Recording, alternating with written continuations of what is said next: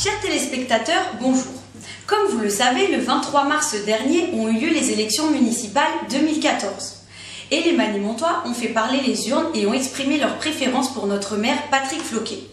Je suis donc aujourd'hui avec lui afin de lui poser quelques questions, mais surtout pour recueillir ses impressions au lendemain de ce premier tour très significatif. Bonjour monsieur le maire. Bonjour. Donc le résultat du premier tour des élections municipales vous a été particulièrement favorable avec un taux d'environ 43% qui a été recueilli par votre liste Ensemble construisons l'avenir. Comment expliquez-vous cet engouement des Manimontois ? Eh bien, cet engouement, il vient d'abord du fait que nous avons fait une très bonne campagne, une campagne de proximité.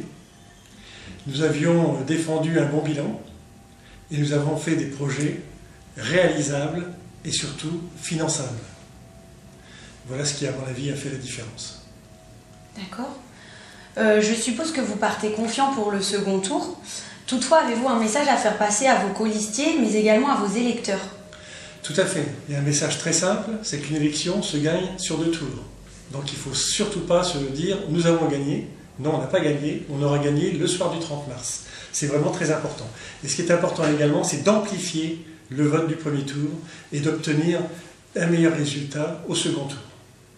Il faut absolument dire stop, si vous voulez, à l'ambition d'une seule personne, ce qui serait vraiment néfaste pour Montmagny.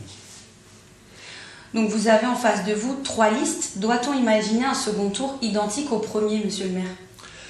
Alors oui, il y aura trois autres listes en plus d'Ensemble construisons l'avenir. Donc on aura la même configuration, mais je ne pense pas que les résultats seront identiques. Je pense que le résultat de notre liste sera, à mon avis, amélioré.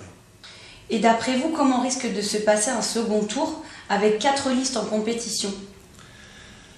Alors avec les 4 listes, comme je viens de vous dire, je pense que les Manimontois sauront choisir la meilleure liste, celle qui leur propose les meilleurs projets, les plus réalisables, finançables sans augmentation des impôts, c'est vraiment très important, et des projets qui répondent à leurs attentes. Votre campagne a également été marquée par la proximité avec les électeurs. Poursuivrez-vous cette approche lors du prochain mandat ? Tout à fait, il y aura également tout au long du mandat une proximité. Je recevrai régulièrement, comme je le fais depuis 1 an, les Manimontois qui me désireront me voir. Nous irons les rencontrer dans des réunions de quartier. On va améliorer le site internet. On va améliorer également le magazine pour une meilleure communication. Donc il faudra que les messages passent et qu'il y ait une proximité qui s'installe. Tout à fait. Je compte absolument rester au contact des Manimontois.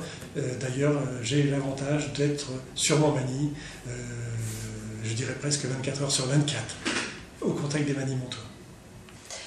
Monsieur Floquet, les projets avancés dans votre programme sont nombreux et divers. Êtes-vous en mesure de les réaliser sur le mandat à venir ? Alors, la plupart des projets, bien évidemment, sont réalisables dans les 6 ans qui viennent. Il y a même des projets qui sont déjà commencés, des projets qui vont commencer l'année prochaine. Le projet du centre-ville, qui est un grand projet qui commence dans quelques mois et qui, bien évidemment, sera fini dans 2-3 ans. Vous avez également le projet de la butte Pinson, qui est un projet très important, qui va vraiment changer la structure de la vie des Manimontois. C'est un gros projet qui, à mon avis, prendra un petit peu plus de temps que les 6 années, puisque l'agence des espaces verts qui va récupérer donc les terrains de la butte Pinson devra les aménager comme il l'a fait dans la partie droite, en allant vers Villetaneuse.